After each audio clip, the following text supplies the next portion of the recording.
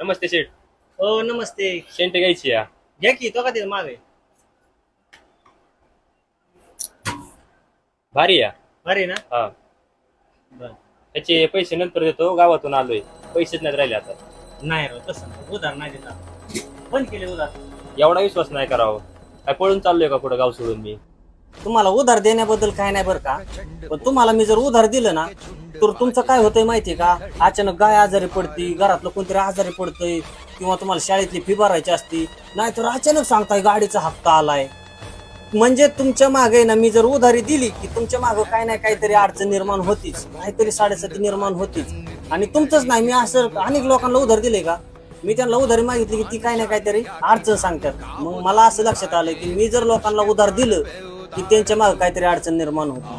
मग मी उधार दिल्यामुळे कुणाचं काहीतरी वाईट होत असेल तर उधार नाही दिलेलं बरं ना. त्याच्यामुळे ना मी ना ह्या गोष्टी लक्षात घेतल्यात आणि उधारी ना कायमची बंद केली. की काय करा, ही वस्तू इथं ठेवा आणि नंतर आहे ना पैसे आलं ना मग आपल्या दुकानात या. हो या ना.